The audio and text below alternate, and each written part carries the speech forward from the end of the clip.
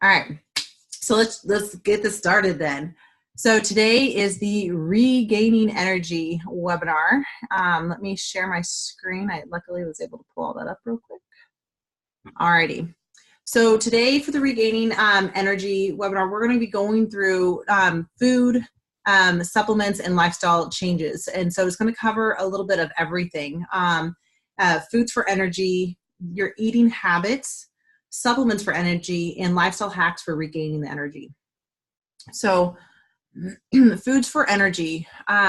This one is mainly if we have a lot of processed foods, if we have a lot of inflammatory foods, it's going to cause our bodies to be run down. The thing about processed foods is that it basically starves your body of all the nutrients because you're just not receiving the nutrients that you should be receiving in food. And so if you think about, we're trying to connect all these dots here in our body, but we can't connect them because you're not giving it the right tools. You're not giving it the right ability to do its job. So we have to give it the tools so it can perform at its best. And when we're feeling all this rundown, when we're feeling not good, it's typically because, if it's a food-related issue, there could be chronic inflammation going on inside the body. And so if there is chronic inflammation, there's foods that we can eat daily, every meal, every snack to help combat that, to help out with that. So y'all got a list of, here it is right here. Do I have to share, switch my screen, or do you see this? Here, let me see. Let me stop this. For energy, yeah. Okay. Let me switch switch it into these foods. So this is the anti-inflammatory food list that y'all received. And again, the most crucial step is removing processed foods from the diet. And the reason behind that too is also like the chemicals that are found in the processed foods. They also can cause like your body to, if you think about our there's pathways in our bodies that like our nutrients like to go down. If we have processed food, if we have chemicals in it, basically your body just makes another path, and it doesn't. You can't get to your end goal. You can't end up getting to that destination that you're wanting to get to. So your body tries to go to a different route. It's like, okay, I can't go this way. Let me try my backup system. So there's typically a backup system for almost everything in our body, which is great. This is a great survival mode. However, we're not in survival mode. We have plenty of resources around us. However, we live a lot of times, our bodies live like we are in that survival mode. So to get us out of that, to get us that stress reduction, to get us reducing the inflammation, we just start incorporating all of these foods a little bit more. And so I wanted to talk a little bit more today about the actual protein sources that we have on hand. So when we do our meats and our chickens, and I'm totally fine with y'all still eating them. Myself, I feel like I'm going towards the vegetarian route fairly soon. I still eat meat now, but it's becoming less and less, and it's been a weird thing. It's a taste thing for me. I don't know why. Whatever, I just go with it. But one thing I do is I can taste the difference between a not air chilled chicken, the one that has air hormones and everything in it, and the one that doesn't have it. So if you think about, just even if it's an organic chicken, even if it's a grass fed, it's roaming around and it has that ability.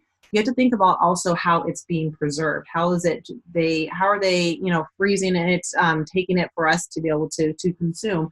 So the air chilling of the chicken will, it's exactly what it sounds like. They use air and they put it in like a refrigerator type of thing, and you cool it down to, you cool it down very, very fast.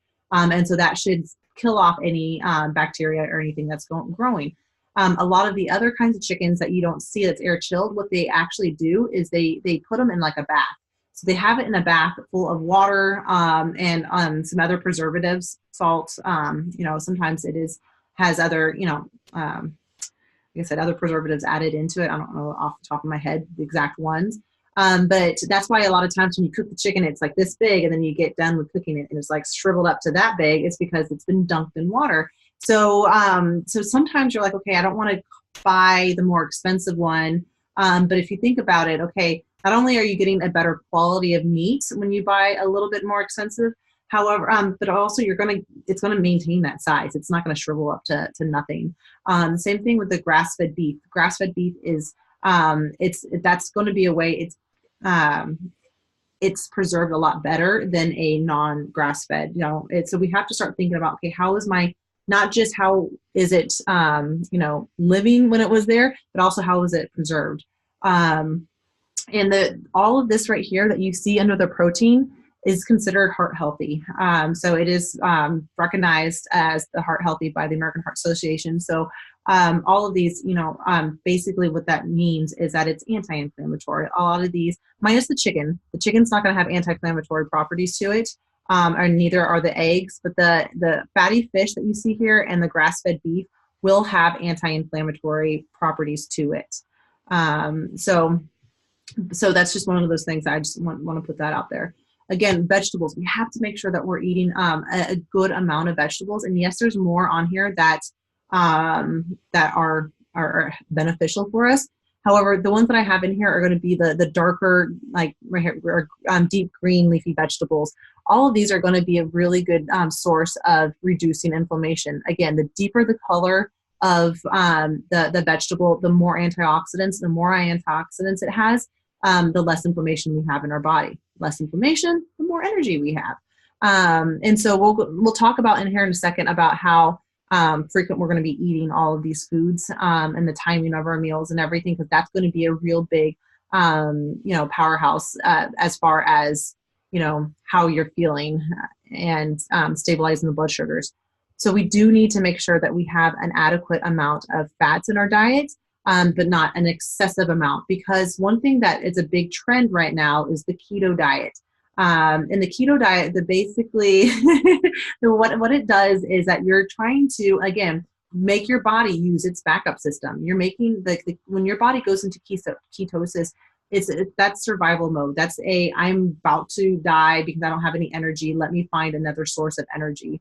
And so it's really important that we do include a good amount of fruit and grains into our diets as well, because that is our energy. Our bodies actually need glucose. That is its main energy source. And so glucose is made in the body by eating foods that have carbohydrates in it. So we do need an adequate amount of carbohydrates. It can be anywhere from 40 to 60% of our calories, depending on your activity level. So it's a huge chunk of our daily intake that so many of us are so scared to eat.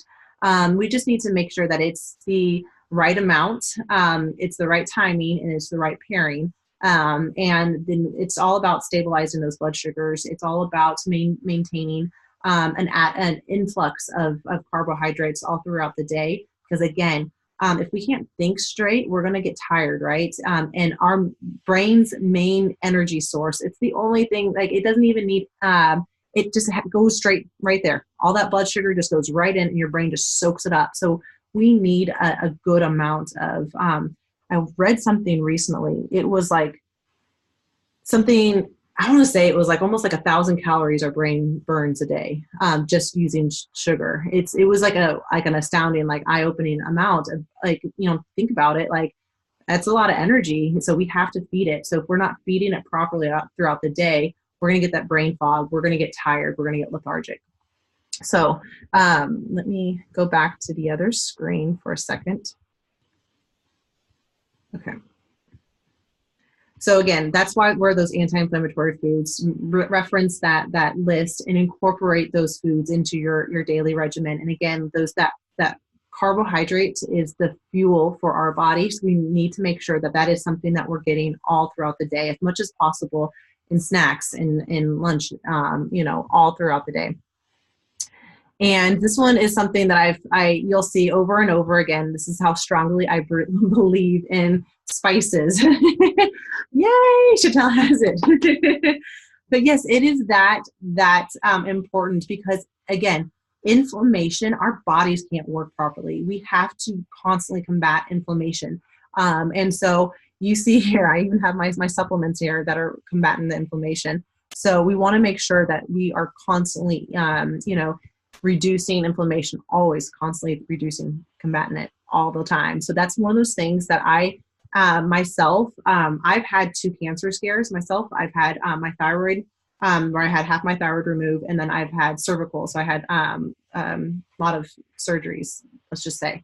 Uh, and my thing is, I don't want cancer. That is one thing, is I just don't want it. So my biggest thing is, I am going to do anything and everything to make sure that doesn't happen. And the way I do that, inflammation is the first step in down that slippery slope. So, the inflammation is the first step into many, many avenues. However, this is the one that for me, it just hits home with me. And so that's what I think. So whatever it may be for you, I want you to think about, when you're eating your foods, like what's it doing for me? Is it helping me with my knee pain? Is it helping me with my anxiety? Whatever it is, just start thinking about, I'm eating this food because it's helping me with XYZ. And if you start putting that correlation together with the food and yourself, you have this nice bond. It's like you're kind of, sometimes I like to think about food, we have to kind of date it, right? We have this relationship with it. Sometimes we get, it's like, if it's your best friend, you're not going to just ignore your best friend. And that's why it's really important to have the timing of the meals and snacks properly, because if you ignore your best friend, what are they going to do? They're going to yell at you later. They're not going to be your they're not going to be your best buddy if you keep ignoring them. And so that's one thing that I find really frequently, is that ladies like to skip meals, and y'all like to skip them a lot. And I don't know why. And I don't know if it's just we're too busy, we don't plan ahead, what's going on. But I do find out that this is the most common reason why we don't have energy, is we're not fueling our body. We have to put, like, if you don't put gas in your car, you can't expect your car to go. So we got to fuel our body, and we can't just fuel it in the morning. We can't just drink a cup of coffee and have it with cream and say, okay, I feel energized, I'm ready to go. And then you hit that crash. We want to aim to eat every 2 to 3 hours, because timing of meals and snacks really do matter.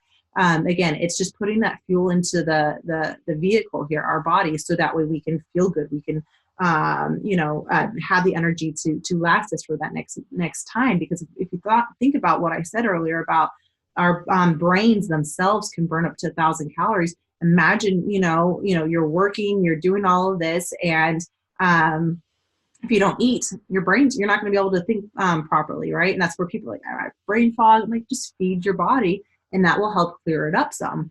And we'll talk a little bit more about that in just a little bit, the brain fog and ways to help out with that. But eating every 2 to 3 hours is really important. So there's been a lot of studies that show that eating within 2 hours of waking up is ideal, because what happens when you wake up and you eat within that 2 hours is it's replenishing your glycogen stores. So your glucose is the active form of blood sugar. When it is stored into our body, it's called glycogen. And so we get stored blood sugar, glycogen in our livers, or in our liver, and in our muscles. You have 2 livers? Talk to me, because I want to experiment on you. But yeah, so what happens is while we are sleeping at night, when our body is at rest, we are still utilizing energy. We are still breathing. We are still doing the metabolic processes of just digestion, even, breathing, moving the blood to one point to the other. Our brain is working during our sleep to rid itself of waste. And so if we eat within 2 hours of waking up, we can replenish the blood sugar that our bodies use, so we don't have to dip into our reserves. So we don't have to go into the muscle, into the liver. Because if we do dip into our reserves, what happens is we get this nice shot up of blood sugar. So it just like dumps it out. That glycogen does that. Like when it's released, it's not like a little bit at a time. It's just like, hey, I need to bring you back up to the normal blood sugar level. Let me just dump all of this out. And this is where this is going to be important, of why it's important to pair, certain foods together, is because the blood sugar stabilization is going to be one of the best things for you to combat inflammation and regain energy. So, excuse me. So eating every 2 to 3 hours will help with the stabilization of the blood sugars. And so if you break your fast in the morning, so breakfast, you break the fast within 2 hours, hopefully we'll catch that from happening, and you'll have more of a stable blood sugar to start off with. And if we end up having, the blood sugar kind of our glycogen, if that ends up coming out, you might start noticing like how you might crash really soon, like in the morning afterwards too. So when those crashes and you just feel those like big lulls of like, I can't have any energy, it's literally the blood sugar dropping in your body. And so that's one thing. Keep snacks with you in the car, in your purse, in your, wherever you work at. Always have something that is going to help out with, raising your blood sugars again, if you go too long without it. And this is where people kind of get tied up and they say, okay, well, Nicole, you said raise my blood sugar, so I'm just going to have a piece of candy or something like that. We want to have still a nice combination of like a fruit, like an apple, orange, banana, a handful of berries, mangoes. I love mangoes. And pair it with some nuts, pair it with a cheese stick, pair it with something that's going to have a little bit of protein, a little bit of fat in it. So you have your carbohydrates, you have that sugar that'll be able to be released, but then you'll have the protein and the fat that'll help prevent it from going that big spike in our blood sugar. So that's why it's really important to just say, okay, I'm going to wake up within 2 hours. I'm going to try to eat something. And then again, every couple hours thereafter. And so that also does mean that we'll have smaller portion sizes too. We're not going to be overeating, because if we overeat, you have to think about, we get tired. Like after Thanksgiving, yes, there's the tryptophan and the turkey that helps us kind of get tired. However, it's the overeating. We have to think about, if we overeat sometimes, all of that blood flow is going to the digestive tract to digest everything. So if it's going there, we don't have the energy, don't have the fuel, the blood's not going to anywhere else, so we feel tired.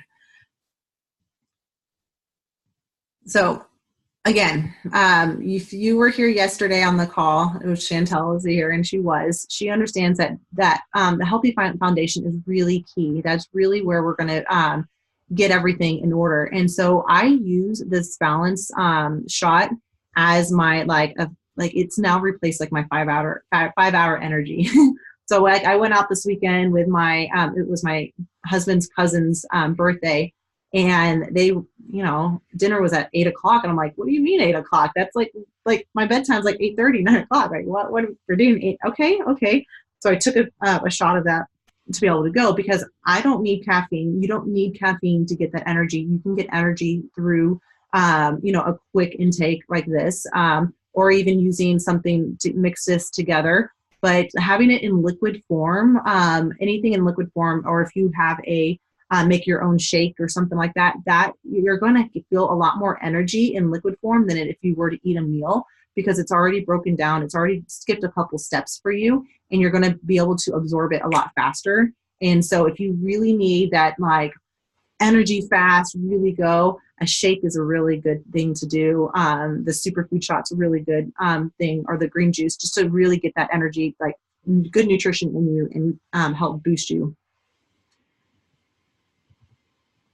So the energy supplements. So probiotics, again, we should have about 2 pounds of good bacteria in our gut. And if we don't, this in itself can like steal us of energy. I have a lot of clients who have chronic constipation, and once their constipation is improved, the energy is immediately improved. And this is for 2 reasons. Is because we get the thyroid working. The thyroid controls almost every cell in the body. And so if you are eating, a lot of inflammatory foods, processed foods, you're highly stressed, your thyroid, even if you say, the doctor says, I have normal levels, your thyroid can be a little out of whack, especially if you have chronic constipation. Once we get the gut in order, that in turn helps out with the thyroid, and your thyroid's your metabolism. And metabolism is basically how fast things turn over. It's how fast you utilize energy. It's how fast cholesterol is put into, use work to help vitamin D be absorbed. Just little things. It's how fast things are turning over. Is that's the definition basically of the metabolism. So it's not just weight loss metabolism, it's energy metabolism. So we have to get the gut working well in correlation with the thyroid as well. So doing the right kind of probiotics also, making sure, I mean, I just ordered from having, and this, I have no filter on my mouth, so I'm just going to share everything with you. I was more stressed. Obviously, we moved from Texas to California around Christmas time, and this adjustment of everything. Now I have my son home with me instead of in daycare. We haven't sold the other house. I have a little bit more stressors than I typically do.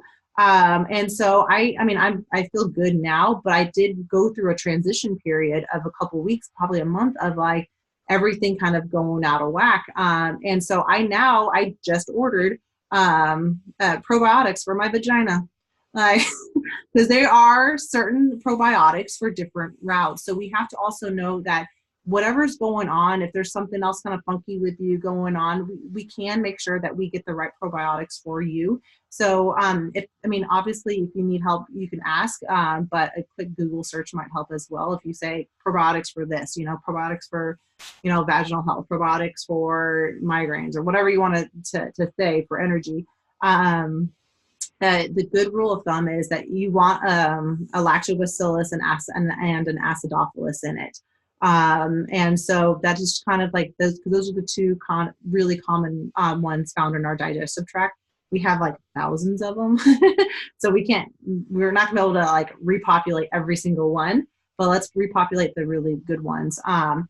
And I forget the one that for the vaginal health, it starts with an R, and it's just like, I don't think it's Reuteri. I don't remember, but like I said, a quick Google search can help out with that, because if there's something off with you, you're not going to feel good. You're not going to have that energy. If you gut health with depression and anxiety, if you're depressed, if you're chronically anxious, or if you're chronically stressed, it's going to rob you of your energy. So repopulating the gut with the good probiotics, making sure you're eating an adequate amount of fruits, vegetables, and whole grains, so that way you can feed that probiotic its food. And so that probiotic in turn can actually do its job for you.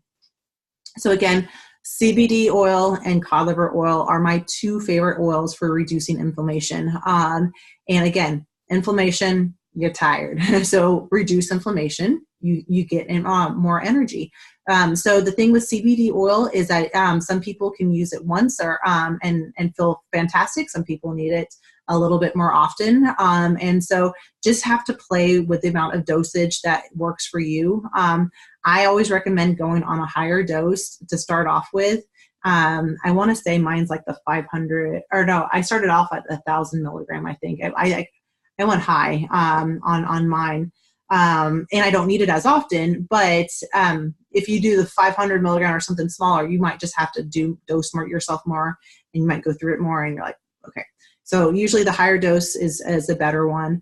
And the cod liver oil, if you feel like there is a more stressful time in your life, or there's people around you that are sick, or if you have an inflammatory disease, or your body is like asthma, rheumatoid arthritis, something else, fibromyalgia, something else is going on, we want to make sure that if you are in a flare-up, having the cod liver oil twice a day is probably going to be really beneficial for you while you're going through a flare. It's something I do with my son. He gets it twice a day when his asthma is flaring up, and then once it's like you're like coming out of it, go back down to the once a day, because you don't want to stay on it for too long, especially if you do have a blood thinning disorder. Cod liver oil, any omega-3 fatty acids will thin the blood.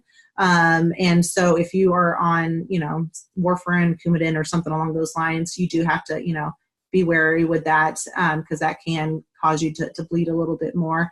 But do know that if you start bruising while you're doing that, that could be why. But if you don't have a clotting disorder and you start noticing you're bruising, just up your dark leafy greens and you should be good. Your vitamin K is what uses is our clotting So B vitamins. So B vitamins are our energy vitamins. This is because it actually helps our bodies convert our blood sugar into the energy and actually utilize everything. It also is it's very helpful with it's our nerve vitamins as well. So it has many different routes, making sure that if you are suffering with adrenal fatigue and that's why you're tired and you don't have enough energy, vitamin B6 is very helpful with adrenal fatigue. It helps with your adrenal health. And again, if you are noticing, okay, I'm taking B12 and I don't feel any difference. I had my mom was taking B12 and she was like, yeah, I don't feel any difference. This is just crazy. So she had her level drawn and it was like almost like 3,000. It was like an insane amount. And I was like, Mom, well, I have the mother effer gene. My sister has a mother effer gene.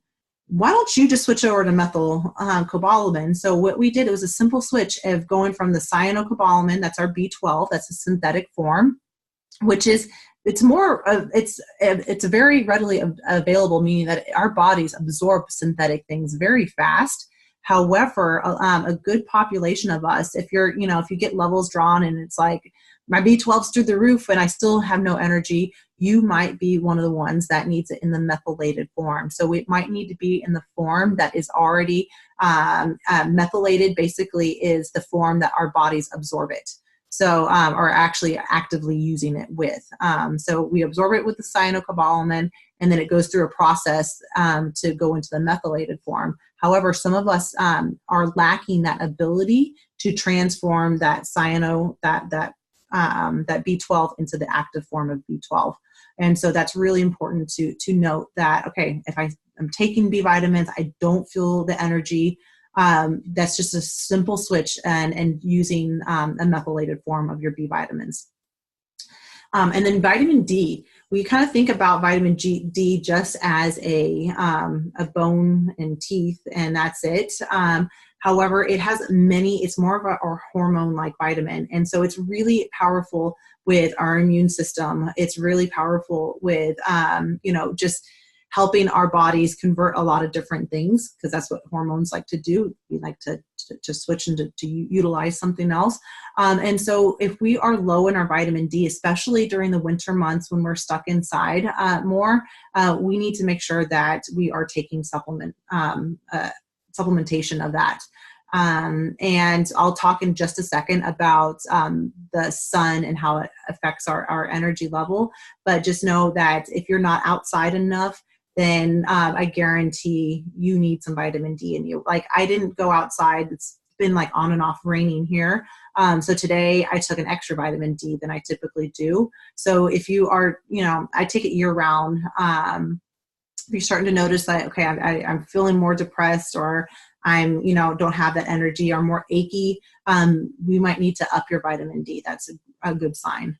And then iron. So iron's typically the first thing that most people or most doctors will go to for if you're feeling run down. Let me check your iron level. Let's see if you're anemic or not. Because what iron's job is in the body is that it in the red blood cell, it attaches itself to oxygen. So if you do not have enough iron in our bodies, we're not going to be making enough red blood cells, meaning that our bodies aren't going to be able to circulate the oxygen that we're breathing through our bodies.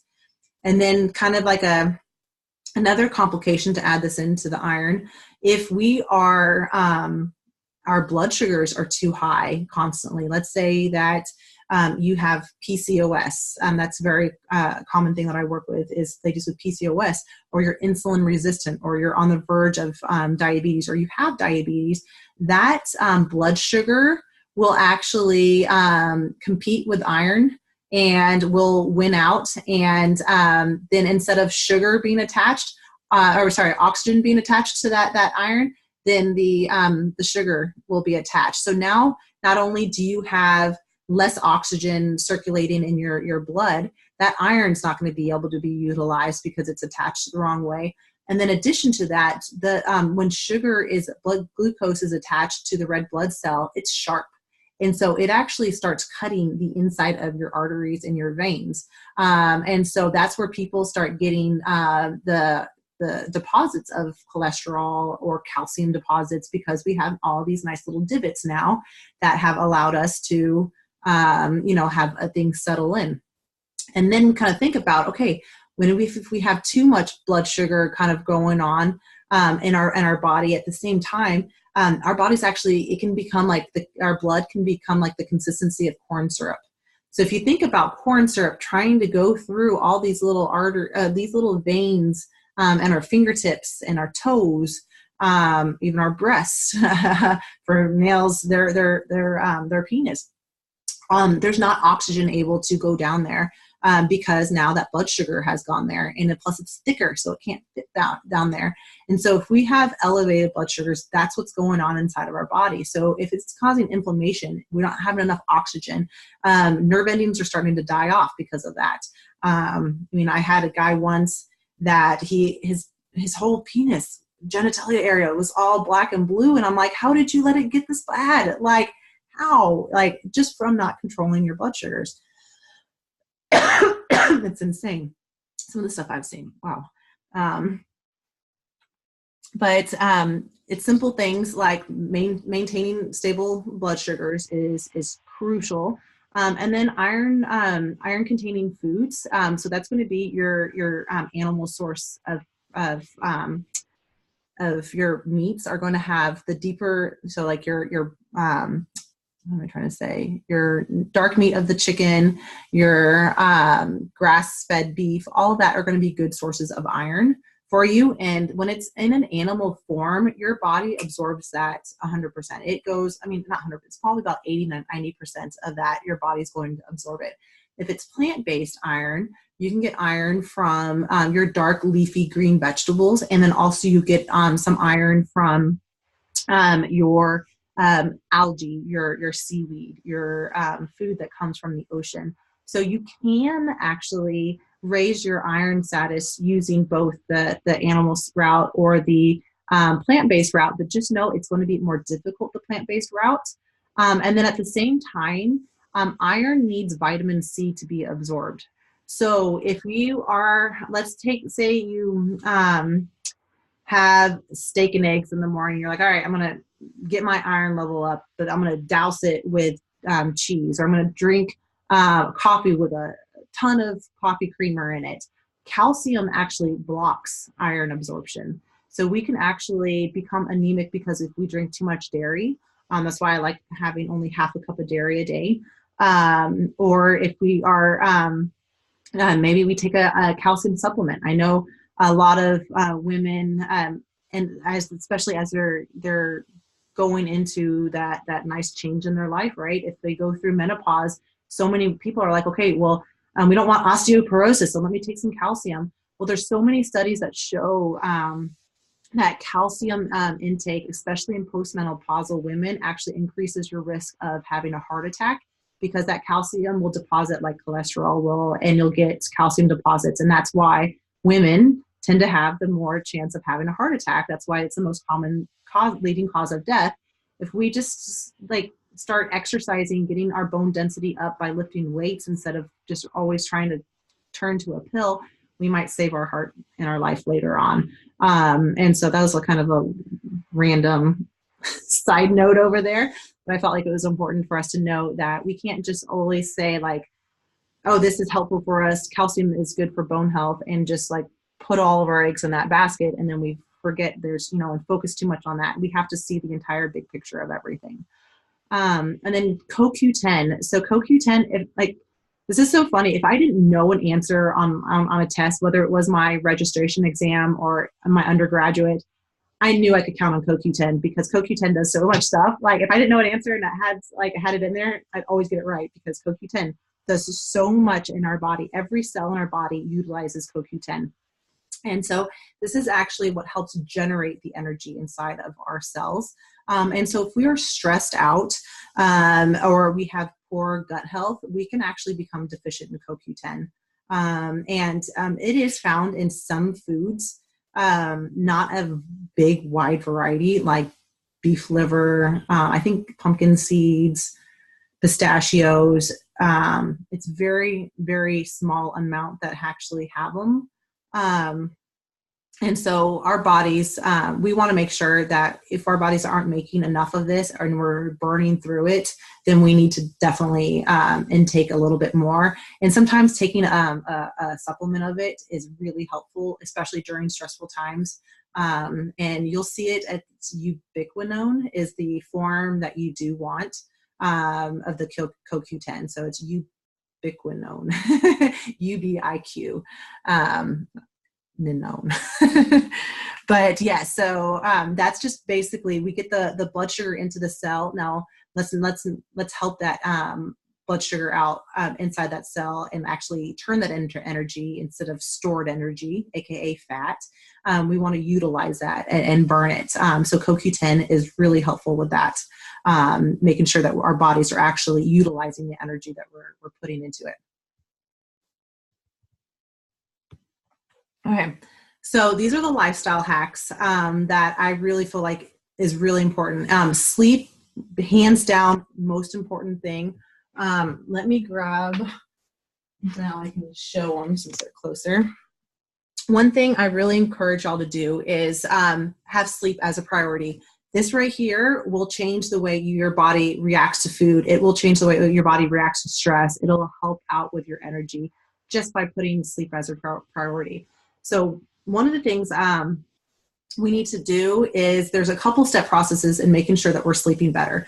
So making sure there's no caffeine after noon. If it's 12 o'clock or later, no caffeine. If you want tea, that's fine. Just try to find a low caffeine-free tea. But even, if you're very sensitive right now and you're having difficulty sleeping, maybe try not to do as much chocolate either, because chocolate does, especially the darker the chocolate, does have caffeine in it. So we want to try to abstain from caffeine in general until we get on a better sleep pattern. And then a second thing that we need to do is reducing our stress, because if we're stressed out, we don't sleep well. And so, going outside and just 20 minutes of direct sunlight into your eyes will help out with reducing your stress level. So if you're not going outside and all we're getting are these, fluorescent lights in us, we might need to even, I had a client, I had her go and buy a light box because she was like, I work in the hospital all the time and I go in and I come out and it's dark, there's just no way around it. So you might even look to get a light box. I took a brain health seminar. I've taken a couple brain health seminars actually. And one of the professors, he does a sleep clinic, crazy thing that he does. I don't know. Anyways, one of the things that he says, he's like, yeah, I have it while I'm brushing my teeth. The sun lamp is right there while I'm brushing my teeth. I put it on at my desk, and I'm not stressed. I don't, I sleep well. And so that sunlight is so important for us to just 20 minutes just directly. So take off the sunglasses during that time. After 20 minutes, put them back on so you don't want to damage your eyes. But that 20 minutes is crucial for decreasing anxiety, improving depression. And as we know, that can stop us from sleeping well. So, okay, so we're still a little bit anxious while we're trying to sleep, and all we do is look at our phone, right? So that's one thing too. If we're looking at our phones, something as simple as these sexy, like orange glasses, you'll see some other ones out there that look like, oh, look at me, I look hot and sexy wearing these. The professor that I did, these are $8 on Amazon.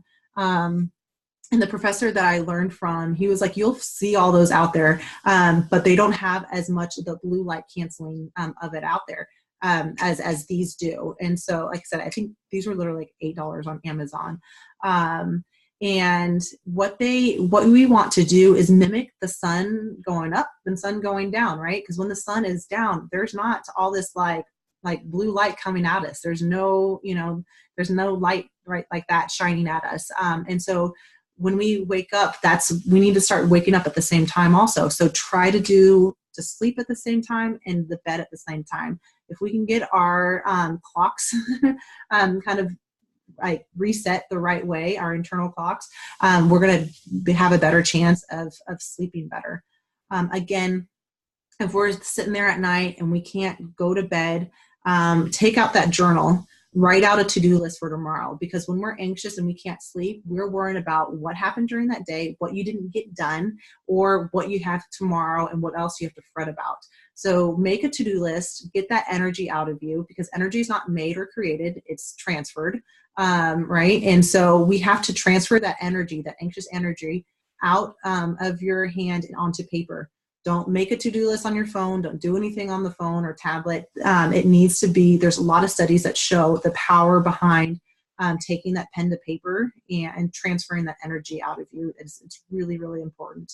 And then we want to make sure, and then another thing is, if we can't fall asleep, let's not go on to sleep aids. Let's not try that route yet. That is a last resort. And I can guarantee I can get you without it. I typically get people off sleep aids because it tends to, sleep aids tend to actually cause dementia and Alzheimer's. It actually can disrupt that and mess up with the frontal lobe. So even taking too much melatonin can contribute to that later on in life as well. Because people are like, oh, I'm just going to pop melatonin in. Melatonin's job, its sole job in our body, is to cool our body down. That's the only thing it does. So when we say we're going to take melatonin to sleep, it's just to get our body cooler so that way we are ready for sleep. So that's why setting the house at like 67 is like one of the best temperatures for us to sleep in. If we are, let's say we work out later in the evening and you're having difficulty sleeping, when we work out, our body temperature rises. So we have to make sure, okay, if I'm not sleeping well and you're wanting to get your exercise in, switch it to morning. You're like, I'm not a morning person. Well, you're not a morning person because you're not sleeping. So we got to get you to sleep better, and then you'll be a morning person. Also take breaks when you need it. Listen to your body, rest when needed. It is no harm. Don't feel bad to take a break. If you need a 20-minute like siesta, take a 20-minute siesta. Like take a nap, rest. Yesterday, with all of this going on, it was my husband's birthday. I had to run around and do a few things. Girl Scout. Afterwards, I literally, I wanted the house to look nice because we were having his family over for presents afterwards. And so I was like, you know what? I got everything done. And then I was just like, I hit my wall. And instead of just feeling guilty, I literally laid down and just lay there for like 20 minutes. And then once I was done, I was like, all right, I feel better. Let's go. And so that is normal. Our bodies, if we push ourselves to the limit, we need to break, and we need to rest. We need to set our dial back. And that way we can kind of push again and keep going. So I know it's kind of hard for some of y'all if y'all work away from home and you don't have that ability to do that. Taking a couple minutes and taking those breaks. We have to have breaks in our day. It's, by law, we have to have it when we're working. So sometimes, I would work all the way through and I would eat my lunch at my desks a lot of the times because I had to be efficient with my time. But then I started realizing, my goodness, I am just hitting the wall. So I started I would still eat my lunch at my desk so I could chart or do whatever I needed. But then I would take a 5 to 10 minute walk outside. So I get that natural boost of energy by walking after I was eating. And I get that sunlight to help out with that as well. So it's just those little things. And I forget how long of a walk it is, but I want to say a 5-minute walk, brisk walk, is equivalent to a cup of coffee, as far as the way our bodies react to the energy. So take that time, rest for a second, and then get outside, take a brisk walk, and then get your blood flowing again, and that should help out with the energy. Exercise, get that ball moving. You got to keep moving. If you don't use it, you lose it. You're gonna feel like, well, so we have to start getting some more exercise movement into your day. One of the fun things that I'm loving about living out in California is I get to walk my daughter to and from school a day. So that means I'm walking 2 miles, or my son and I are actually walking at minimum 2 miles every single day. So this is something really cool that you can do, is just simply walking to get that blood flowing, to get everything. And you think about exercise too. Exercise improves your endorphins. It releases it gives you all these feel good hormones to ourselves. And so if we are feeling good, if we have these feel good hormones, we're going to be wanting to do more with it. So just keep doing it. Start incorporating it into your daily regimen. It doesn't have to be pretty. It doesn't have to be perfect. I do a lot of workouts on YouTube. So I find YouTube. There's a girl, Cassie Lambert, that I'm friends with, but I love her weightlifting. She teaches me some super simple ways to like lift weights at home.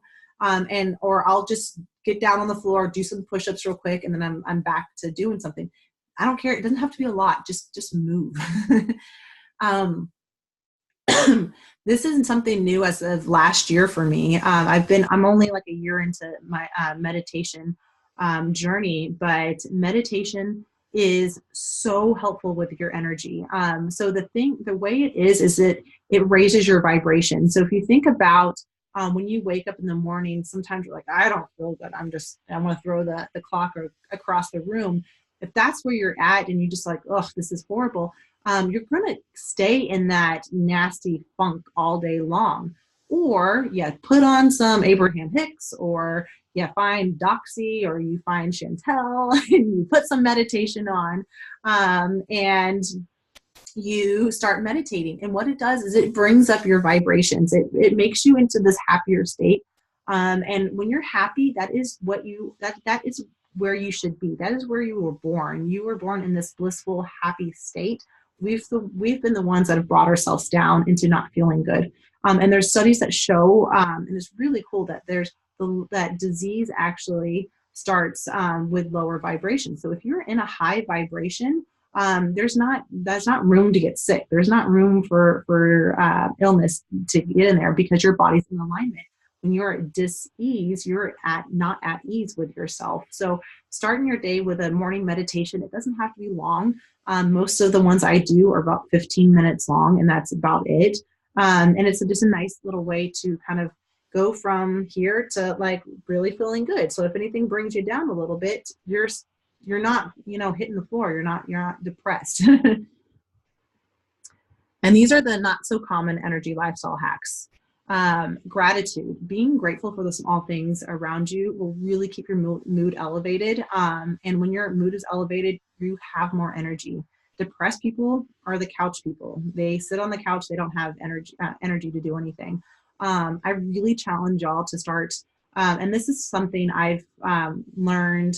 Obviously I've learned this growing up. Yes, be grateful for things, but actually using it in a way to like help me like get what I want, basically, it's been really, it's kind of like I use it in a selfish way, but I'm not being selfish about it. If that's weird if you can kind of, I don't know. So let me explain that.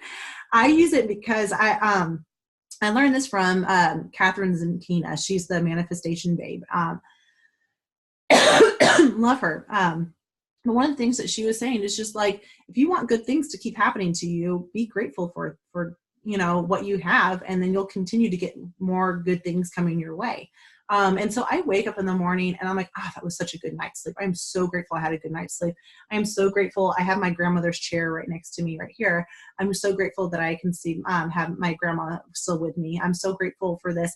When we were walking home today from my daughter's school, I'm so grateful that I can see the mountains while I'm walking. I'm so grateful that my son is skipping. Just any time you can think, I am so grateful. And then when you meet someone, give them gratitude as well. And I'm so grateful I met you. I'm so, and then, a lot of times what I'll do is I wish them gratitude on their way out. Like, I hope that you have a really gracious day. I hope that your day is blessed and filled with everything. And it's just like, this is a new practice of mine that I'm incorporating. But the cool thing is not only do I have more energy, I'm way happier. Everyone around me is happier. And so it is just one of those things that like, duh, like, let's just do it. Like, it's so like, slap in the face. Yeah, of course we need to be grateful. But intentionally doing it. And at first it felt like I was being selfish about it. And I'm doing it just to kind of get what I want. But the more it was like, no, I really am grateful for this. No, I really am like so grateful. And so it's just been a really fun practice to to get, because again, happy people don't get sick often. So do things more that make you happy. Start reaching for happiness. Start bringing it to you, because happiness just doesn't happen. Happiness is found. So you have to find the happiness, because happiness releases endorphins, and that's a natural boost of energy. And so you want to try to just start doing things. So what makes you happy? To me, I love gardening. I love to compost. I love being hippie chick, like I love that. Like, I am not a materialistic person. I could care less about like if I have the newest shiny thing, like that doesn't bring me joy. And so luckily it doesn't bring me joy, because I don't have to compare myself to other people. And part of the reason why material things don't bring me joy is because I see sometimes how people that have those nicer things treat other people. And I'm like, that's not how I want to be. That is not gratitude. That's not the person I want to be. And so something simple as like reaching for things that make you happy. Like for gifts and stuff too, like start maybe giving like experiences to some people. Yesterday for my husband's birthday, I got him tickets just to go see Trevor Noah, because I know that laughing is something that he loves to do. So bring someone else joy. That'll help make you happy as well. And again, they're not so common energy lifestyle hacks. So I know you're like, this is so weird, but I guarantee you start doing these 4 other things, you're like, okay, this is cool. And yes, I put sex in there. And I hope my mom doesn't ever watch any of these webinars, but sex stimulates brain function. It burns calories. It increases oxygenation. It boosts immunity, and it relieves stress and depression. So something as simple as, if you don't have a partner, you can get yourself your pleasure yourself. So I know that's kind of like one of those weird topics, like hush hush. But it's something that I feel like if we aren't having sex enough, if you're not being pleasured enough, then that's gonna you're gonna feel down. You're gonna you're not gonna feel good. So start incorporating that into your weekly routines. If you want to go the daily routes, go girl. But definitely start incorporating more of that out. And if you're like, okay, my husband, my spouse, isn't all home for a while, my husband and I had to schedule it, and I didn't like it, because I was like, I want it to be spontaneous. I want it to be like you want me, but it was like we weren't having sex because of kids. And so if we weren't scheduling it in, it didn't happen. And then once we started scheduling it, then it happened more frequently, and then there you go, you're happy. And then another thing too, time management. We have to start prioritizing, because if there's chaos going around, if there's chaos in us, in our daily activities, our surroundings, we're going to that's everywhere. We can't concentrate. It's going to be exhausting. And the thing is that when we wake up, we basically have, and I don't know the exact number, we have basically it's not an infinite amount of decision-making skills that we have throughout the day. So we only have a certain amount of reserves, I don't know, in the brain. I forget exactly what it's called. Not my specialty. I'm working on it. But we basically, that's why some of the most successful people in the world will have they'll wear like the same clothes every single day, or they pick their clothes out the night before, right? One less decision making thing, because the more decisions we make, that's why the making your to-do list the night before is really helpful for this. The more decision-making tasks we have, the more tired we're going to be. So look at the time management. There's a really good book by Brian Tracy called Eat That Frog. I really enjoy that one. I listened to that one on Audible because, hey, I'm prioritizing my time. I can listen to it and I can garden at the same time. And so just start to have, your kind of get your life in order. Start prioritizing things. What's the most important thing, right? And when he talks about eat that frog, what he's saying is we have all these ugly tasks that we don't want to do, right? There's something like one big thing that usually every day that we have to do that we're like, if I don't do it, I might push it off and just keep pushing it off. And that's how we get anxious and have that anxiety in us. Well, no one wants to eat an ugly frog. So eat that ugliest, biggest frog in the morning, and then you save all your little frogs for everything else. So tackle that hardest task at first. and then you'll have free up space for the less, decision-making things. And it'll be a lot easier. Your day will flow a lot easier that way as well. So, again, this is just a recap. Healthy foundation, eat the rainbow. The green supplements are crucial, huge. The healthy fats, again, we got to reduce inflammation. Inflammation reduction is key.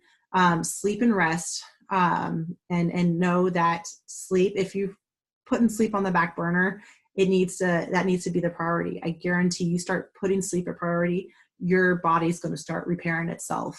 And then making sure that your B vitamins are in the right form, and that you're taking the other supplements as well. And then the consistency with everything kind of together. So as you're going along and doing all of these things, I would really encourage you to start making a list. And what I call those lists of the things that make you feel good, the things that you notice every day that you like have to do, those are your non-negotiables, and start doing those non-negotiable things every day.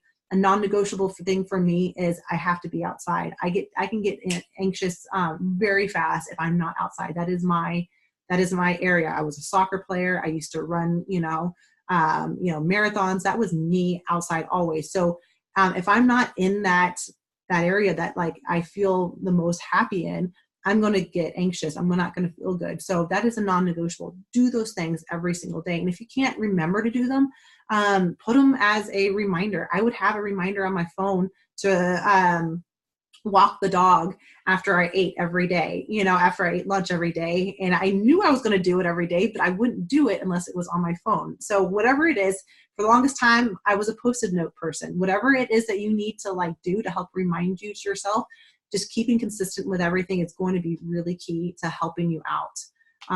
So yeah, that's all I got. Do you have any questions over anything that we talked about today? Yes. Cool. 8 pages. Actually about the calcium. Oh my gosh.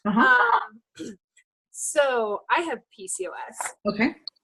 And I had a hysterectomy, but I kept my ovaries, which is great. But I know that they've told me that will lead to early menopause, but luckily not for a little while. But with the PCOS, they also told me that my calcium is low. Okay. Like super low. And I haven't had it checked in a little bit, but I've been trying to just get it through food and not supplement. Mm-hmm.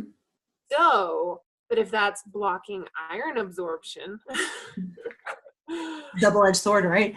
So it's just making sure if you're eating something iron rich, you're not eating it at the same time. So if you need to eat something calcium rich, just try to do it at a separate time. Calcium needs vitamin D and phosphorus to be utilized properly. And so phosphorus is one of the most abundant minerals, and it's found in almost everything. So you won't need to take anything for that. It's literally found in almost every single food, minus fruits. So maybe do you take a calcium? You said no, right? Do you take vitamin D? Yeah. D3? Is that the form? Do you take D2 or D3? I think 2. I will have to check. Okay, so take a D3. Okay. And if you want to be really skillful in this, you could take the D3 when you plan to have your richest calcium meal. Okay. So have that taken together. Because the calcium, because you could shove all the calcium in you, but if you're not timing it properly with the vitamin D, it's not going to be utilized. Okay. So yeah, it has to have the vitamin D at the same time for it. And like I said, the phosphorus, you guarantee you have plenty of that circulating in you. Okay. And I want to say we don't need to go above 800 milligrams. I want to say it's like the RDA for our age group. Don't quote me 100% on that, but I want to say that's what it is.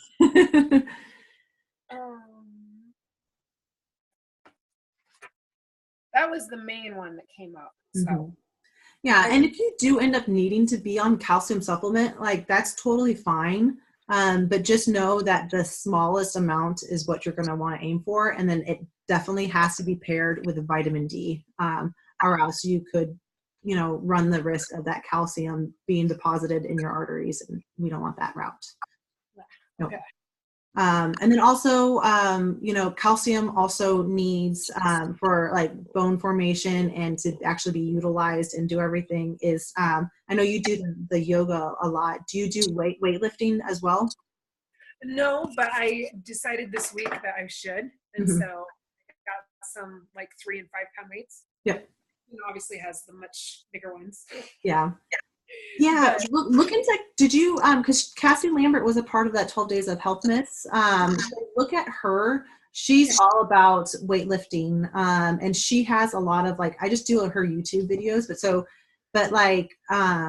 she's really good. She has a Facebook group and everything too that, if you need help, I can help you out with that. But yeah, she's my go-to. But yeah, weightlifting, even just doing push-ups, your body weight. I know yoga does incorporate a decent amount of that, but depends on what kind of yoga I guess you're doing. But I would say that would be something to make sure that your body's absorbing the calcium. Is it does need, you do need weights. You need that impact to help with the bone formation, which in turn will help which is the calcium being deposited in there. Okay. So, yep.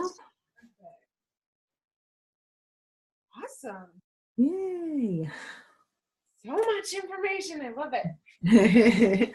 Well, again, thank you so much. And if you have any questions later on, definitely know that I'm here to help you out. And then, like I said, we have I'm going to do this for the ladies that haven't been here before. I have my 2 of my programs, the anti-stress and anxiety program and the healthy thyroid program. They're on sale, 50% off if you use Grateful50 at checkout. And so you'll get an email with all of that information in there. And that's my way of saying thank you for participating in this. And also, I wanted to make sure that y'all had another step to go from here. And I wasn't just leaving you out in the dry. And because that was one of those things that, like, even though I'm a dietitian, a lot of, especially like the lifestyle components to this, like I was figuring a lot of this out on my own. I was, trying to do this, and it was a really long road to where I'm at right now. And it can get really lonely. And that's why I was like, all right, I need to help y'all out with, with something to be able to kind of guide you along so you know what to do. And that's why here it is for y'all. So if you have any questions, definitely you can hit the reply button once I send that email out, and just know that I'm always here to help and support you. So yes. So if you have any other things, I thank you again for sticking with me with the technical issues. So and you have a good day. I'll hopefully talk to you soon. Yes. Thank you. Bye. Bye.